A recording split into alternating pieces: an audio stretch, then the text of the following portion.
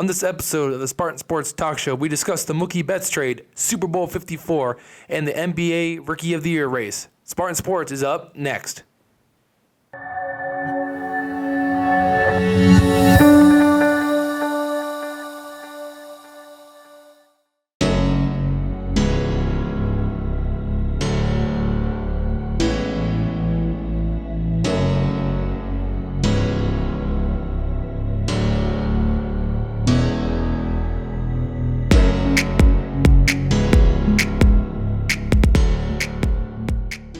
And welcome back, ladies and gentlemen, to the Spartan Sports Talk Show. This is our 6th episode, and it's been a while since we've done a full-fledged episode. Hopefully you've tuned in and watched the National Championship preview we did last month, and then most recently we did the Kobe Bryant tribute, which came out a week ago, which last time I saw was up to 51 views, which ties the Manchester Spartan Stream record, so hopefully we can get one more view and break that record. So let's get on with our show, and first we got to talk about last Sunday, Super Bowl 54, the Kansas City Chiefs making their first appearance in the Super Bowl since 1970. It's been quite a while. Super Bowl 4, the Chiefs beat the Minnesota Vikings, and now they're back with Pat Mahomes, Damian Williams, and Tyreek Hill, and then they took on the San Francisco 49ers, a team that was the complete opposite, really. A team that really focused on defense and the run game, a lot of old-fashioned offense, old-fashioned team to say the least. And then the Chiefs, it was a great game. To say the least. It was hard to predict how it was going to go. For me, defense wins championships, but you can't really beat a team with your defense if you can't catch them. This Chiefs team had so much speed. They described it as ludicrous speed, and I have to agree with them. They were fast. Going up and down the field, and you have Pat Mahomes that can get out of the pocket and run with it. And once you pull up your defense to stop him, he goes over with Tyreek Hill or Sammy Watkins or Hartman, and it's over. And then you have Andy Reid, who I got to give a round of applause. That guy has some patience. He made 3 straight conference championships with the Eagles in the early 2000s, made 1 Super Bowl, and lost to the New England Patriots, which was the Patriots' 3rd championship in 4 years. But he finally got his ring, and he could be more happy. As me, a football fan, I could be more happy for him. But I do have to say, though, that the one person I'm blaming for this loss, it's not Jimmy Garoppolo. I don't blame Jimmy G for the loss. I blame the coach Shanahan. And here's why. In the last game, in the NFC Championship, the 49ers ran for 220 yards and 4 touchdowns with Mostert, an undrafted player that bounced around from team to team, and then he dominated. Garoppolo only threw 8 passes that game. That was it. And then in the game, in the Super Bowl, he threw 31 times, so a big difference there. The last time the Garoppolo threw 30 or more passes was in Week 15 against the Atlanta Falcons. So if you do the math there, that's quite a long time, because that's 2 more games. They have a bye week in the wild card, divisional round against the Vikings, conference. So it was about 8 weeks, because they have the 2-week bye. 2 weeks into the Super Bowl after the conference, with the Pro Bowl being the week ahead of it. So he started forcing Garoppolo to throw it at the end. He threw 1 bad interception as he got hit, and then 1 at the end after a great play by Fuller. And then after that, it was over. So I blame Shanahan, because you know what? Many diehard football fans may not know this, but Shanahan was on that Falcons team that blew a 28-3 lead a couple years ago against the Patriots. He was on that Falcons team. He just didn't stick to his game plan, and that's simple as that. I guess it goes with how Mike Tyson said that everyone comes in with the game plan until they get punched in the mouth and they start panicking. And I think that's what Shanahan does, is once Pat Mahomes came back out and started doing what Pat Mahomes does, and that's just throwing the ball over the field and completing passes to his receivers, he panicked and thought that he had to throw the ball too, and he didn't stick to the run game. They only handed the ball off a handful of times in the second half, and they didn't generate as many rushing yards. Where is it? I had the stat on here and I can't find it. But They had 204 rushing yards on average every game, which led the NFL. I think the team that was in second was like 50 yards behind them. So easily, the San Francisco 49ers could have won the Super Bowl by running the ball, but they didn't because Shanahan panicked. And you got to hope that this 49ers team can stick together for Shanahan's sake, because if not, he may never get a chance like this. You got to keep running the ball. You got to stick to your game plan. And if they would have, we wouldn't be talking about the Chiefs winning their first Super Bowl in 50 years and being the longest streak between Super Bowl championships, Super Bowl 4 to 54. We were talking about how the 49ers now have tied the New England Patriots and Pittsburgh Steelers for 6 franchise championships. All right, so we're going to move on from, actually, today, as we're recording this, the XFL starts, so that's going to be interesting to watch. That's Vince McMahon's league, so we're going to see how that goes. A lot of old faces coming back, like Cardale Jones, Landry Jones. So I may have to sit down and watch a couple of games because of the different rules. But we're going to move on to the next segment. Mookie Betts going from the East Coast to the West Coast. From Red Sox red to Dodger blue. I can go on all day. 2018 AL MVP, 2018 World Series champion with the Red Sox, which was against the Dodgers, was finally agreed on to a trade. And the trade was a 3-team deal between the Red Sox, Dodgers, and the Twins jumped in. The Dodgers got Mookie Betts and David Price. And then the Dodgers then trade Kenta Maeda to the Twins, and the Red Sox got Verdugo and Brewster Credible. And now, a couple of days later, it's not an official trade yet. They agreed to the terms of it, but the prospect that they got, Gratterall, had Tommy John and shoulder injuries last year. So his health may impact how this trade works out. And for me, as I do like the Red Sox, mostly because I hate the Yankees that much. And the Cubs and Red Sox kind of work together if you ever look deep into it, with Theo Epstein being a part of that, and John Lester and Rizzo being former Red Sox players. You have to look now and be like, well, did the Red Sox get enough? And they didn't. I mean, Verdugo, yeah, he's a great fielder. He batted .294 last year. But sitting there now with the Dodgers is going to be Gavin Lux, the number 2 prospect in all of baseball behind Wander Franco of Tampa Bay. They didn't get enough. This is a 2018 AL MVP. Arguably one of the best hitters in the game. And for me, the best swing in baseball. Easily. His swing is a work of art. It's quick hands. He can hit the snot out of a ball. And then he's a great fielder. He won a Gold Glove in right field with the Red Sox. And now you send him to L.A. for basically nothing. All the Dodgers had to give up was Verdugo. You're telling me that Alex Verdugo is the same as Mookie Betts? I would never agree with that. I would have gotten a haul if I had to trade my best player.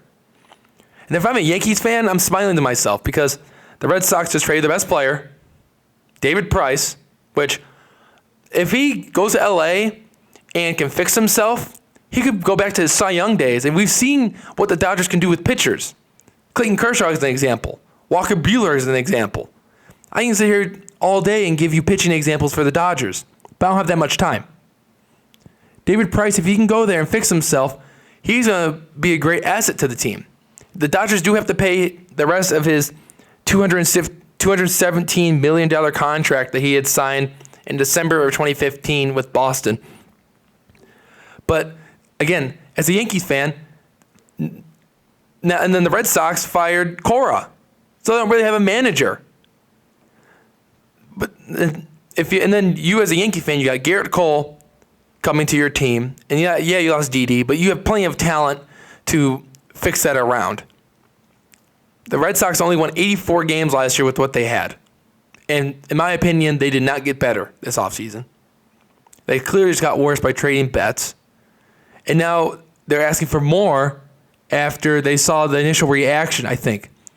And again, this kind of goes with Shanahan, is that the Red Sox panicked. They saw that a lot of baseball executives and baseball, analysts were saying, what are the Red Sox thinking? They did not get enough. And for me, if I had to offer this trade in MLB The Show, I bet you the Red Sox would have laughed at me and thought that there's easily not enough to get Betts in that trade. And somehow this went through. I really don't understand it. The Red Sox have no cap space because of how baseball works. And somehow they're going to be the worst team in Boston behind the Celtics, the Patriots, and the Bruins. It's sad to think that 2 years ago they were the best team in baseball. When Machado struck out and the Red Sox beat the Dodgers in the series, I thought to myself, I just watched one of the most dominant baseball teams in history. 2 years later, we look back and we're like, you know what? They were cheating. Now their best players aren't even there. And now they're going to have to sign Bogarts to keep people happy. The Red Sox may have a decent team next year, but they're nothing compared to what the Yankees have. The Yankees are going to be a superpower next year and could be the next dominant team that we've been talking about in recent memory. All right, well, let's move on to the next topic, which is John Morant versus Zion Williamson. Now, Zion missed majority of the season after being a first overall pick and battling with a knee injury. And during this time, John Morant is going nuts with the Grizzlies, averaging 17.3 points and 71 assists through 44 games. So I got this later on in the week. They may have played another game. So the question now that Zion is back is, can he catch Morant in the Rookie of the Year race? Because right now, Morant's running away with it. It's not even close. And the Zion-Morant comparison reminds me of two. There's two comparisons I can go with. We can go back to, 2007, okay? There was a center coming out of Ohio State. He was 7 foot, 257 pounds. Then you have a forward coming out of Texas. He was 6'10", 215 pounds. Now, the Trailblazers had the first pick here. And they were looking into it, and they ended up taking the center. Why? Because he was bigger and stronger than the forward. The only problem is that the center was too big, and he battled with injuries and never panned out. The other guy went to the Supersonics, the forward, and became one of the best players in NBA history. Those players were Greg Oden and Kevin Durant. Kevin Durant now a two-time NBA champion, a two-time Finals MVP, regular season MVP, multiple-time scoring champion. He's with the Nets now, making a lot of money. And arguably, he easily is one of the best players I'll ever watch of my generation. He does everything now. He can block. He can shoot from anywhere on the court. He can throw it down over anyone because of his wingspan being crazy. But then there's a second one I thought about that was more recent. This was the 2012 NBA draft, and this was one guy named Anthony Davis coming out of Kentucky. We all know him now with the Lakers and being the unibrow. Just come off winning a national championship with the team. And he battles with injuries a lot. Well, this guy I'm going to compare him, John Morant, to, didn't go second. He went a little bit later on in the draft. He went to Portland out of Weber State. His name is Damian Lillard, who is now just a monster with Portland. We'll be talking about him later. And then the last month, he's averaged over 40 points a game. And then last night against Utah, he scored 46 points from the top of my head, if I remember. So what am I trying to say here? I'm trying to say that Zion, the only way Zion can catch Morant in this Rookie of the Year race is if he can stay healthy. If he can lose some weight, because he came in weighing at 272 pounds. And when the season started, 284 pounds. He has crazy athletic ability, but it's going to be hard on his knees and his legs to keep doing that. It's like me going and squatting about 300 pounds. And I don't even know how to even compare it to that, but 300 pounds so many times in a week, in a week because of practices and games, shoot-arounds, all that, it's going to be some wear and tear. And if Zion doesn't lose weight, he's going to be compared to maybe a Greg Oden or a Yao Ming. Yao Ming was another guy that was too big. He couldn't jump too much because his knees were going out. The Morant, he's a lot lighter. He only weighed about 180 pounds. So he might be a little shorter because, as you can see, Zion's only 6'6", and Morant around 6'2", 6'3", 6'1", somewhere in that area. He's going to be able to stay healthy, and with his handles and his shooting ability, he's going to have a successful NBA career. I don't really see how he can be consistently hurt, whereas Zion is a high-risk guy. He needs to go out, he needs to shed some weight, eat healthier, and just be able to further on his NBA career and be there when the Pelicans need him. Because of right now, Zion's on a streak of 4 or 5 games straight with 20 points or more, which is insane because no other rookie has done that this year. Zion is so quick off the jump. I didn't realize this until I watched him play a couple of games. I believe they were playing the Celtics when I watched this. He went for a layup and he missed it, and he gets off the ground so quick that he grabs the board before a guy that's about 6'10" or 7 foot can't even get to it because he's just there. They don't expect it, and he's just there getting the board. Zion has the capability to be one of the greatest players of all time, but if he can't stay healthy, no one is going to care. Simple. We're going to stay on basketball. We're going to talk about the men's team. Yeah, this is the Spartan Sports Talk Show, so we probably should talk about some Spartan sports. The men's team is a little bit on a roll right now. They're getting something going a little late on in the season. Only 5 games left. They're playing Franklin today in Franklin, so that's why we're not broadcasting the game. But last Saturday they played Hanover, the number 2 team in the conference, forced 22 turnovers and beat them 61-51. And then this last Wednesday, Manchester hosted Defiance, another team that was just above Manchester at 6-6. Manchester was 5-7 in conference. And this was a good game, like back and forth action. It was a great basketball game.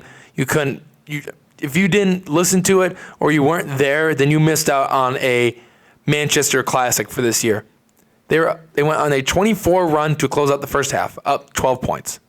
Then next thing you know, it vanishes and they're down 9. And with Coach Conley's great coaching and with the great hustle of all the players that were on the floor, Oganaki, Hampton, Westman, Hall, Owens, Buckner, all those, I could go on about these guys. I love watching them play. Just stay there and didn't give up and end up taking the win with a final score of 84-77. Hampton led the way with 24 points. He also had 4 rebounds and 4 assists and a couple of blocks. It was, like I said, it's a great game. The play of the game for me was when Owens made the layup, and then he stole the ball, went over to the corner, shot a 3, and gave his team the 1-point lead. Welcome back, Coach. Thanks for having me. So first question I have to ask you, how are you feeling right now after a big win like that? It's a really good win, and I'm really proud of our guys. We've been playing really hard and competing, twice a week on game day, really hard ever since Christmas. But we haven't really executed and finished the way we're capable of. And we weren't perfect tonight, but we were good enough to beat a really good team at home. Well, the first thing is the defense really stepped up today and helped you guys get that win. Could you talk about how great your defense did today? Yeah, so Hanover's a team that doesn't really beat themselves. They lead the league in fewest turnovers per game, and they lead the league in team assists. And we were able to really limit their team basketball by following a game plan really, really well. And I thought we followed the scouting report, which is really important at this level to give yourself a chance to win. And I think we just executed that about as good as we could against a really good offensive team. And the season's coming to a close. You guys got a handful of games left. What have you learned as a coach in this year? The fact that how hard we play, we're never out of a game. We don't have to play perfect. We don't necessarily have to score, but our defensive effort and intensity has been able to keep us in some games. I think there's some alarming stat. We've been down double figures in 9 of our last 10, and we found a way to win almost half of those games. So, again, I think they believe that they're never out of a game, and that's something I'm really proud of, that they've kind of instilled internally within themselves, and something we've been able to kind of grow and build since I got here. All right, well, thank you, Coach, for taking your time after a big win today. I really appreciate it. Have a good rest of your night. Thanks, guys. You do a great job. The girls are tied for 5th in conference with Bluffton and Mount St. Joe. They're looking to get back on track after a couple of tough losses in the last couple of games. So hopefully today against Franklin, they can get back on track and make a nice push towards the playoffs. Both teams are in Franklin today. So good luck to both of those teams. And hopefully they come back to Manchester with at least one win or maybe a sweep over the Grizzlies out in Franklin. Next topic, the NBA trade deadline. It's always a fun time if you're an NBA fan, checking if your team is buying, selling, or not doing much of anything. So, as you can see, a couple of trades up here. Marcus Morris from the Knicks to the Clippers. Andre Drummond went from the Pistons to the Cavs. D'Lo went to Minnesota. And then Wiggins was sent to Golden State. And then Gerald Green became a Nugget. Clint Capella became a Hawk. And Robert Covington went to the Rockets. So, the trade that I like the most, D'Lo to the Timberwolves, and here's why.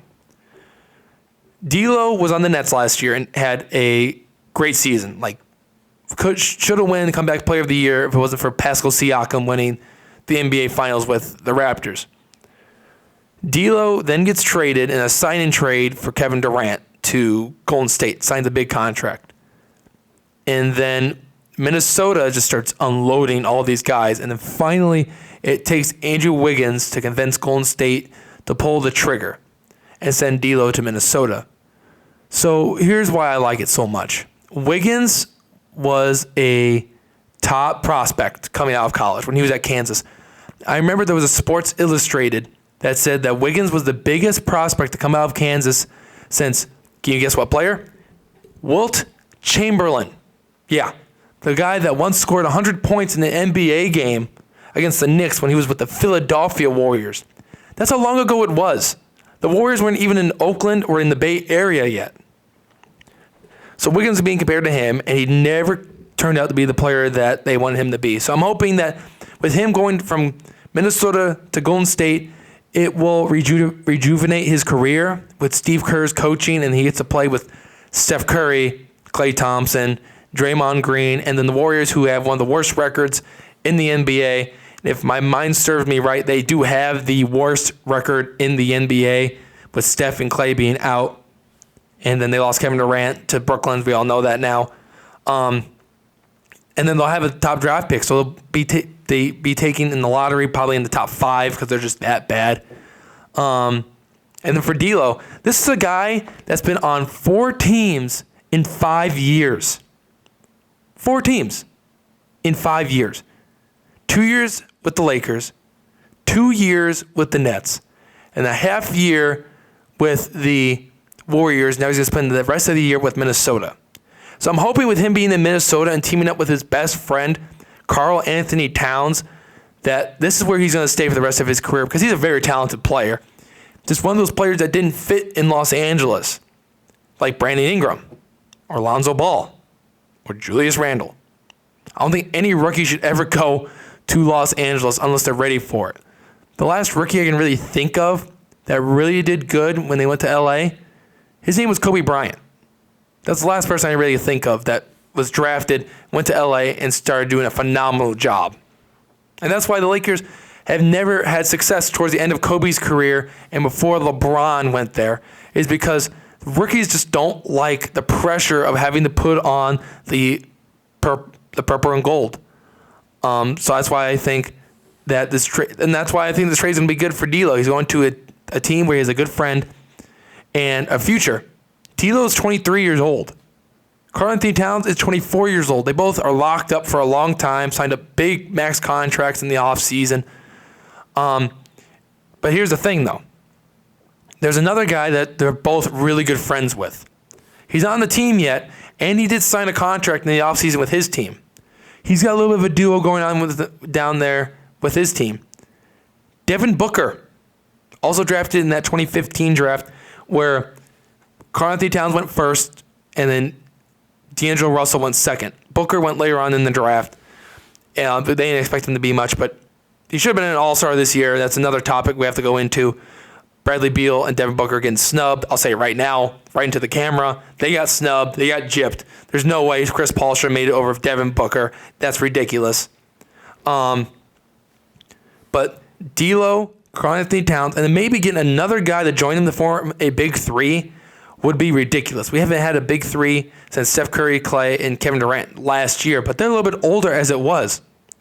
If they can get a young guy to join them when they're in their prime years, they could be a dynasty. Minnesota could form a dynasty with what they could build up. And that's a scary thought. And I've always respected the Timberwolves because they've gone through so much turmoil as a team, not really having that star player until now. Until right now, Minnesota has 2 stars. They lost Kevin Love in the trade to get Wiggins. Wiggins never panned out. Karl-Anthony Towns then becomes a star. And Minnesota even drafted Jared Culver from Texas Tech. Guy had a great year last year, took him to the national championship game and lost to Virginia, which, in my opinion, to make it to the national championship when you go to Texas Tech is pretty impressive. And then the trade that, to me, made 0 sense, no sense whatsoever, was Andre Drummond to Cleveland?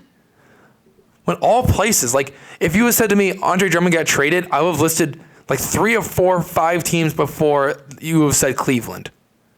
Cleveland is rebuilding. They are rebuilding through Darius Garland, Colin Sexton, and they have Kevin Love, who I thought for sure was going to get traded after his problems that he was facing in Cleveland with being so frustrated with the team. But then they trade Brandon Knight, John Henson, and a 2023 draft pick. It's not even a first-round draft pick. It's a second-round draft pick to get one of the best centers in the NBA.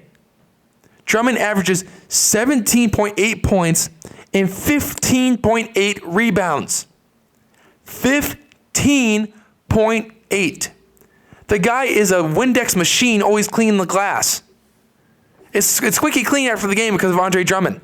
And not only that, he's also a great rim protector. How can Detroit just give up? And the worst part is that they didn't even trade Derrick Rose, who now has to sit there and do basically ball out for nothing. Blake Griffin's out for the entire season, and you never know with Reggie Jackson.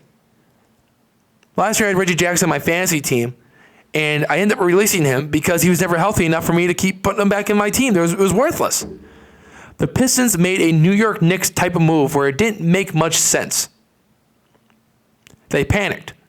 They pulled the trigger on a trade that if I were to offer it, like I said with the Mookie Betts trade, if I were to offer it in 2K, everyone would have laughed at me and thought that I was the worst GM in the game or to have ever played NBA 2K.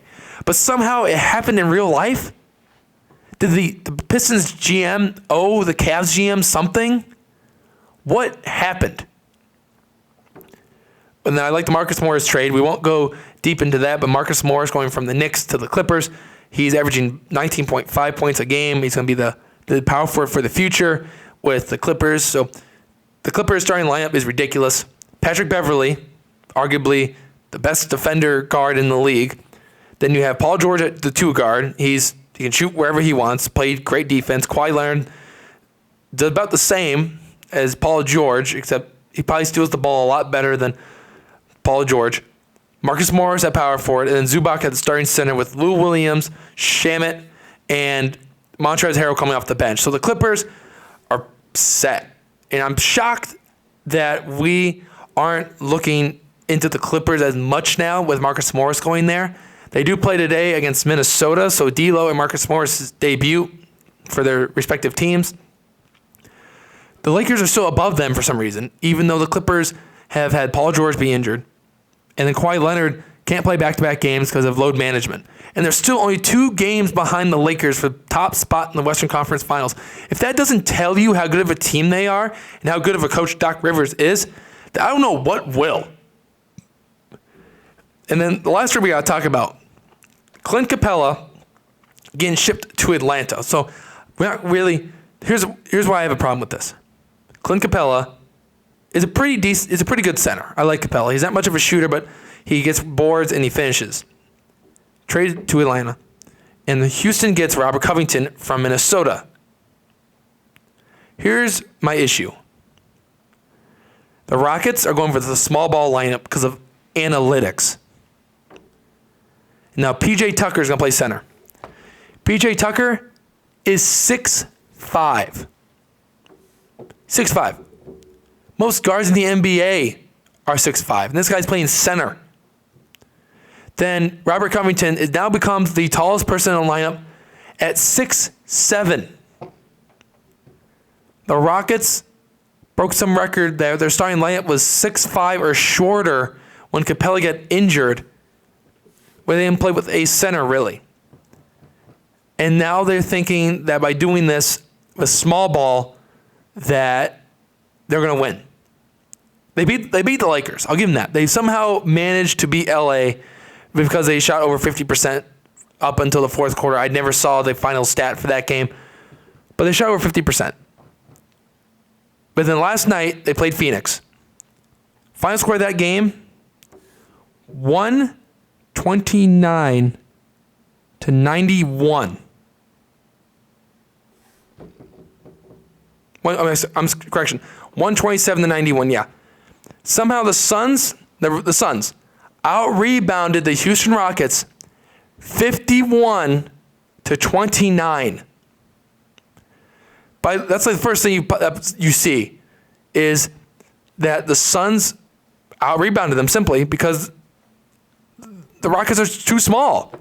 DeAndre Ayton, for 6'11", 7 foot, cleaned the board. Kelly Oubre went and scored 39 points because they were getting offensive rebounds and then setting up for more shots.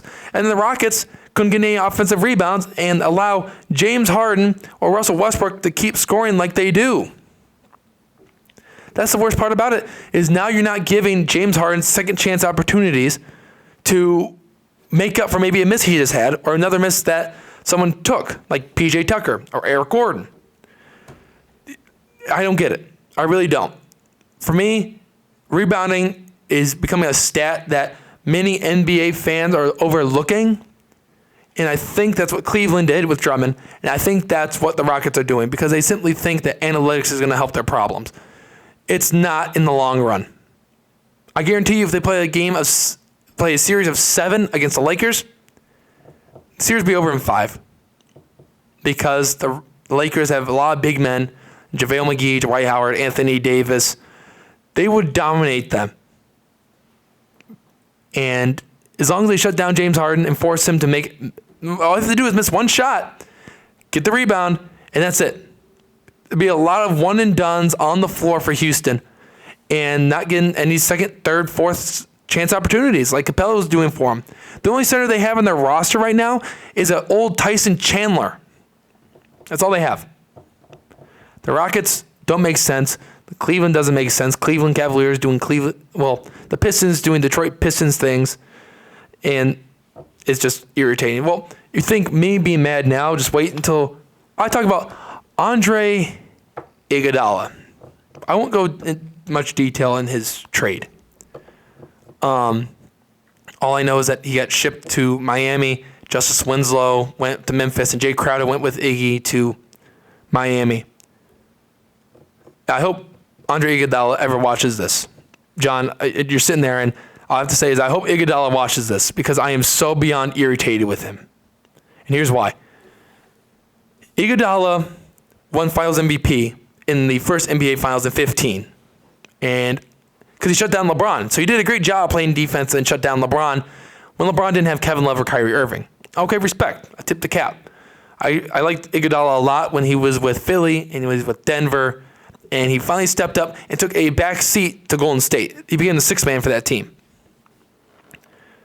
Then he was there when Kevin Durant came, and they won 2 championships, 3 out of the 4 years. He was there on the 73-9 team in 2016 before they blew a 3-1 lead against Cleveland, LeBron James's Cavs. And then this offseason, he got traded to Memphis. First thing he said, I will not play for Memphis, trade me. And I said, okay, that makes sense. You want to play for a contender, you're 36 years old. I understand. But then another guy got traded to a non-contender team because the team wanted to get better, and that was Chris Paul from Houston to OKC, because Houston got Russell Westbrook, triple-double machine. You can't blame them because of Chris Paul being injured most of the time. And this is where I get irritated. Chris Paul has played all year for OKC. OKC's 10 games above 500 and 6th in the West. They're gonna make the playoffs. Chris Paul is an all-star. Even though I don't agree with it, I thought Devin Booker should have made over him, but nonetheless, I can't control that. Chris Paul is an all-star. Good job. Congratulations to Chris Paul. He earned that. He never gave up.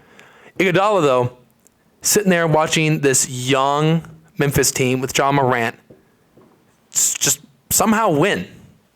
They're 26 and 26, 8th in the West.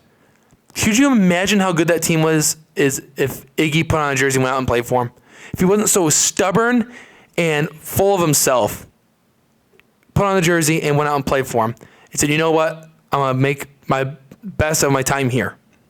He was going to get traded. Everyone knew it. He's 36 years old. He doesn't belong in that team. He doesn't quite fit. But he could have taught them something. He could have been a mentor. He could have been someone that tried to build something up that was bigger than him. When he retires, he could have been a coach for Memphis because they earned his respect. But right now, he kind of just spit in their faces. He kind of just spit in the face of Ja Morant and the entire Grizzlies organization. Said, I'm too good to be with you. You don't deserve from me to put on the Memphis jersey because I'm a 3-time champion, a finals MVP. I don't care if you guys are going to make the playoffs or not. And for me, it's irritating because I think every kid grows up wanting to make their respective leagues. Like every baseball player wants to make the MLB. Every football player wants to make the NFL. And then you have these guys that don't want to play because they're not getting paid enough, or they're not on the team they want to be. Like Le'Veon Bell with the Steelers a couple years ago. Sat out the entire year because he was getting franchise tagged and not getting the money he thought he rightfully deserved. Iguodala says, you know what, I don't belong here. Sits out. And finally gets traded to Miami. Signs a 2-year deal. And I was hoping that Memphis would play Miami, but they already played their 2 games, so they won't play again unless it's the NBA Finals. And I'll tell you this much. Memphis isn't going to make the NBA Finals. And Miami, they could, but there's a lot of good teams in the East that's going to give them troubles in the playoffs, like Milwaukee, for example, the best team in the NBA right now. Iguodala lost a lot of my respect. Simple as that. He lost my respect because he didn't step up and be a leader, or the veteran leader, to say the least. And that's what Memphis wanted him to be. They wanted him to be a veteran leader and teach these young guys how to play the game properly.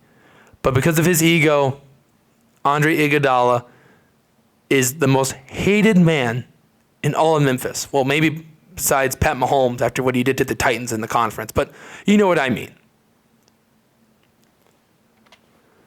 All right, this is more of a joke than a segment, but I thought it was funny. For people that know, I grew up in the Chicagoland area, Crown Point, Indiana.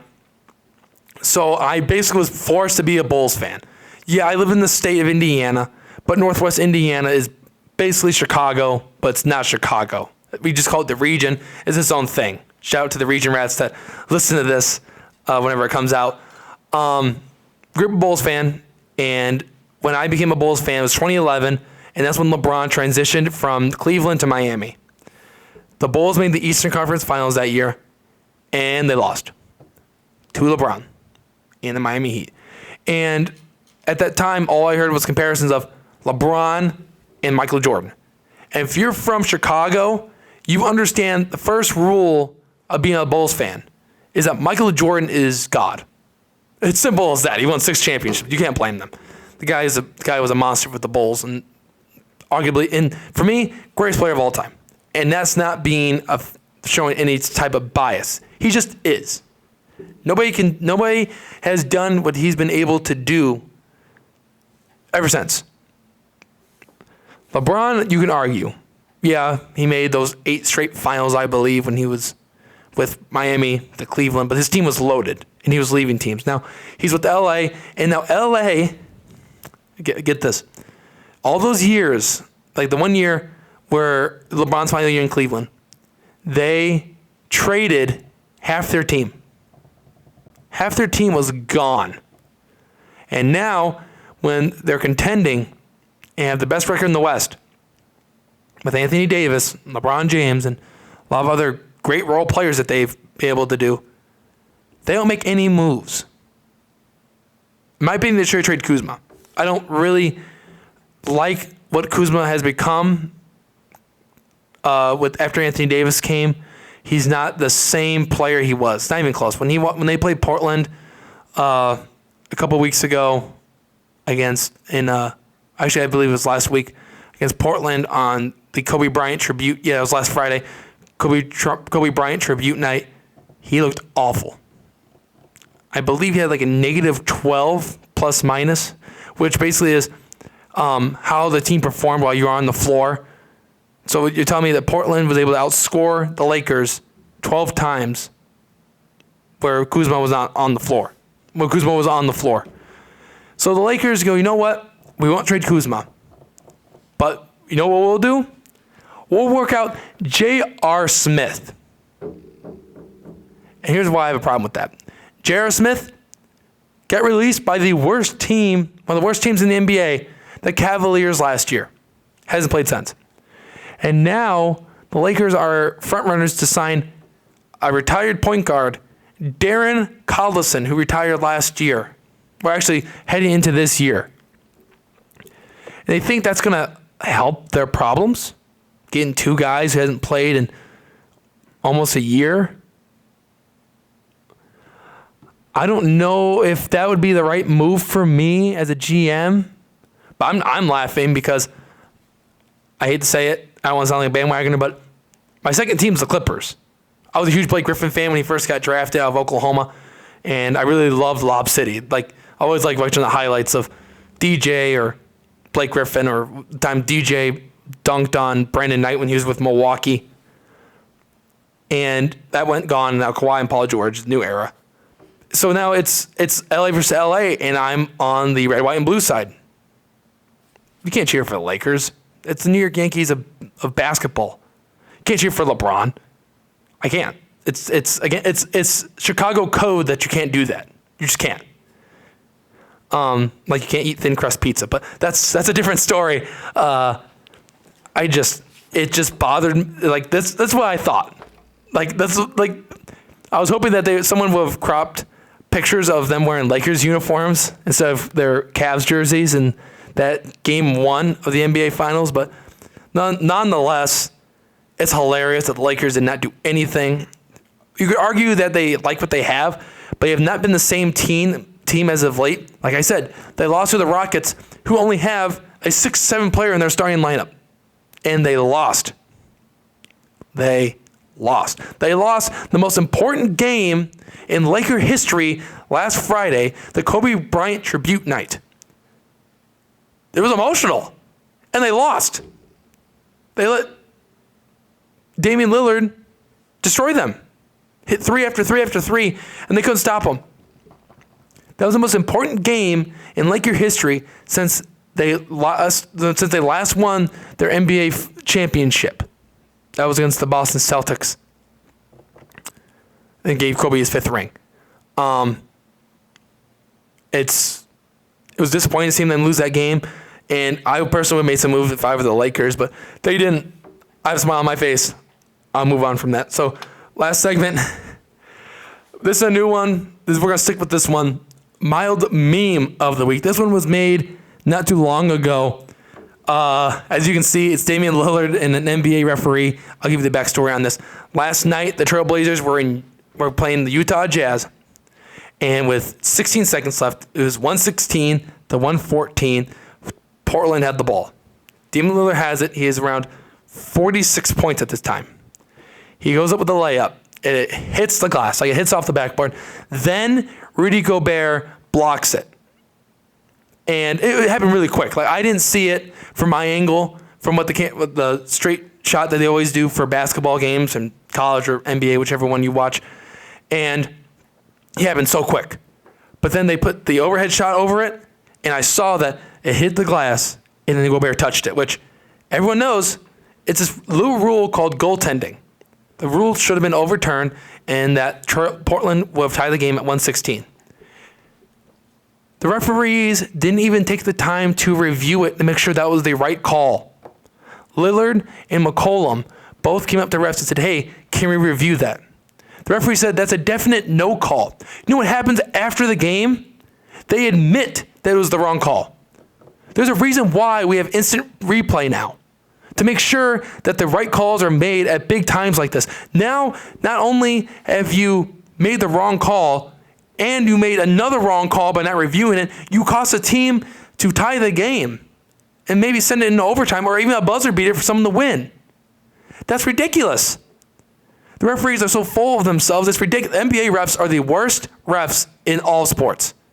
Maybe except for Angel Hernandez with baseball, but that guy is just in his own league. It's terrible.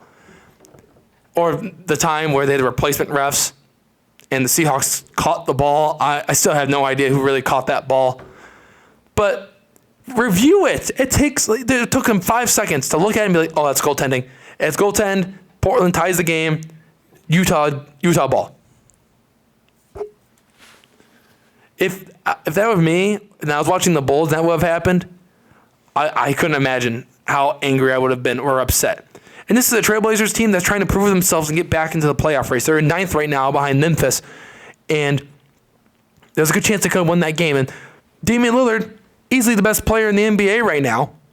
Like I said, in the last couple of games, averaging over 40 points, and somehow he lost the Western Conference Player of the Month for January when he had like 34 points for the month.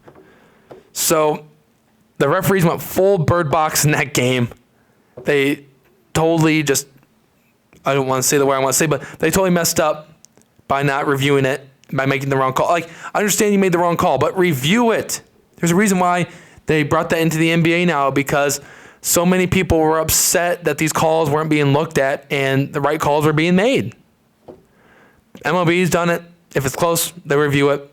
NFL, if it's close, they review it. But the referees said, oh, it's a definite no call. And then after the game said, oh, you know what? It was the wrong call. You will figure that out during the game. It doesn't matter if it's after the game you say it. I don't care for I don't care for the excuses they're going to make for these referees after the game. You do your job. And they did not do their job. Well, that's going to do it for this episode of the Spartan Sports Talk Show. Thank you so much for watching. Please feel free to like this video and subscribe to Spartan Stream here on YouTube. If you'd like to see something on the show, please email me at ammild2022@manchester.edu. We'll take your topics into consideration. I'll do my best to get it into the show. And just thank you for watching Spartan Sports Talk Show. And go Spartans, and we'll see you next time.